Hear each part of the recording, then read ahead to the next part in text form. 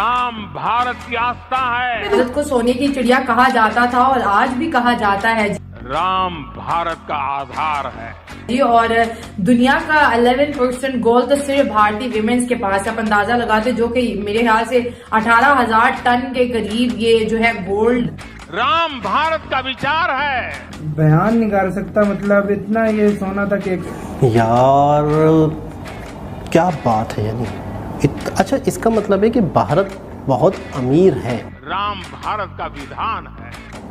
सोने की चिड़िया वो बता तो नहीं ऐसी कहा जा रहा है कि ये बड़ी रकम इस्तेमाल हुई है, कोई $200 मिलियन से ज्यादा राम मंदिर के ऊपर खर्चा हुआ है। और कहा जा रहा है कि 1 लाख विजिटर्स हर रोज 1,100,000 people will come there daily. भाई सभी लोगों को राम राम, जय श्री राम। हमारे राम आ गए हैं। देखिए, सबसे पहले तो मैं एक मुसलमान नहीं, भारतीय सनातनी मुसलमान हूँ। दुनिया में ऐसा कोई भी नहीं है पूरे विश्व में कि राम जी जैसा किसी ने तपस्या किया होगा। राम भारत की चेतना है, राम भारत का चिंतन है। हमारे राम आ गए हैं। किसी ने मुझे ये नहीं बोला भाई कि तू इतना हिंदू धर्म को ये कर रही है, इतना राम जी को मान रही है, तो तू कन्वर्ट हो जा या घर वापसी कर ले। नहीं, वो मुझे ऐसे ही एक्सेप्ट कर रहे हैं। राम भारत की प्रतिष्ठा है, राम भारत का प्रताप है। हमारे प्रभु राम आ गए हैं। मौलाना हमेशा 10 कदम पीछे जाके ही ज्ञान देते हैं, और एक मौलाना में एक मंदिर के पंडित में ये अंतर है। मंदिर का पंडित हमेशा अच्छी बात करेगा और हमेशा आगे की बात करेगा। राम प्रवाह है, राम प्रभाव है, राम नीति भी है, राम नीति भी है।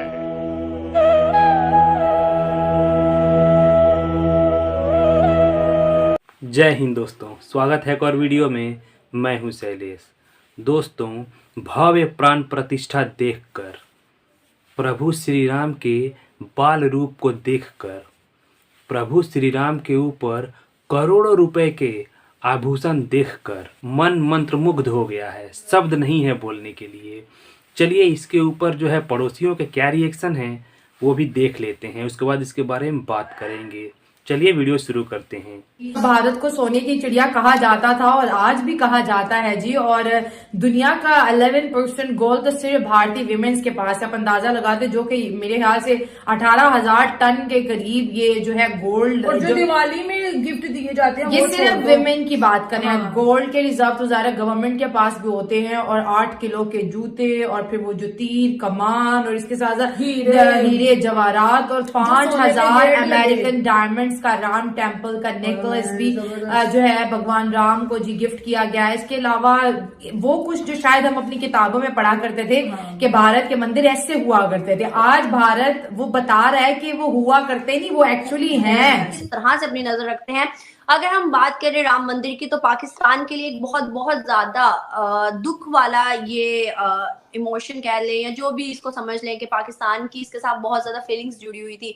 तो आप इसको किस चीज की, किस नजर से देखते हैं राम मंदिर की इनॉग्रेशन को?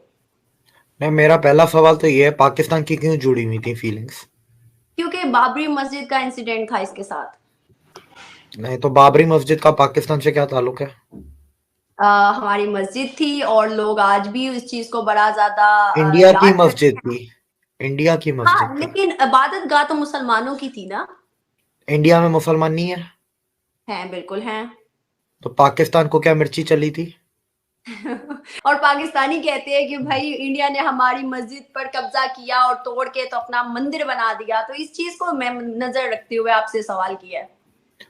नहीं तो पाकिस्तानियों को ये नहीं पता कि 1977 में जो एक्सकवेशन हुई थी वो के मोहम्मद नाम के एक आर्कियोलॉजिस्ट ने की थी, जहां से नीचे से खंबे निकले थे, ठीक है। और उसके बाद 2003 में फिर एक्सकवेशन होती है, जिसके अंदर फिर 70 खंबे, मूर्तियां और दीवारें, और उसके अंदर कुछ मगर पर नाला और भी बहुत सारी चीजें निकलती हैं। लेकिन उसके पाकिस्तानी ये भी कहते हैं कि भाई अगर हम पाकिस्तान के अंदर भी अगर कोई मंदिर डिमोलिश करें तो उसके नीचे से भी कुछ ना कुछ निकल सकता है। इतनी पुरानी सदी जो बनी हुई थी उससे बनी हुई। मंदिर के नीचे से बिल्डिंग मिल सकती है, पर मंदिर के नीचे से कभी मस्जिद नहीं मिल सकती। अगर मस्जिद मिलती है करो, पूरी दुनिया में ना चर्च मिलेगा, ना मस्जिद मिलेगी मंदिर के नीचे से, ना सिनागॉग मिलेगा। अगर कर सकते हो तो कर लो, ढूंढ लो नीचे से। बिल्डिंग निकल सकती है, घर मिल सकता है, लेकिन किसी और की रिलीजियस प्लेस कभी भी मंदिर के नीचे से नहीं मिलेगी। आज तक तो नहीं मिली पूरी दुनिया में। मस्जिदों के नीचे से तो मिली है, और इंडिया में ऐसी करीब 3000 मस्जिदें हैं जिनके नीचे से मिला है। और वो भी साइंटिफिक प्रूफ। फिर सुप्रीम कोर्ट में जाता है केस। सुप्रीम कोर्ट में सिर्फ एक्सकवेशन थोड़ी ना रखी गई है, एक्सकवेशन के साथ साथ मुगल टाइम के रिकॉर्ड्स रखे गए। 18th सेंचुरी में जो ब्रिटिश फ्रेंच ट्रेवलर्स थे, जो आपके इंडिया ट्रेवल करने आते थे, यहाँ पर लिखते थे, उनकी किताबों को रखा गया है। फिर 1857 वगैरह उसके बाद ये पूरा टाइम ये सारा ब्रिटिश एरा था, तो ब्रिटिश एरा के सारे डॉक्यूमेंटेशन रखे गए अंग्रेजों के। सबसे बड़ी बात, कौन सा है वो, इब्ने बतूता जो ट्रेवलर था मोरक्को का, उसने जब इंडिया ट्रेवल किया था तो उसने जो किताब लिखी थी, उस किताब में उसने मेंशन किया है कि अयोध्या में राम मंदिर था और ये राम जन्मभूमि है। इब्ने बतूता कब आया था? 11th-12th सेंचुरी, मतलब आज से करीब 800-900 साल पहले। ठीक है, उसके बाद फिर प्लेनेटरी जो जन्म कुंडली थी श्री राम की, वो नासा के प्लेनेटरी सॉफ्टवेयर में डाली गई, डेट्स निकल के आ गई। उसके बाद एक बुक थी, मैं नाम भूल रहा हूँ, उस बुक के अंदर पूरी जियोग्राफिकल लोकेशंस, जो पूरे कोऑर्डिनेट्स और जो पूरी एक एग्जैक्ट लोकेशन थी वो दी हुई थी जन्मभूमि की, वो भी अयोध्या के उसी जगह पे थी। दोस्तों, भारत सोने की चिड़िया था, जिसको लूटने के लिए ही बाहर से विदेशी आक्रांता आए, अंग्रेज आए और उन्होंने भारत को लूटा।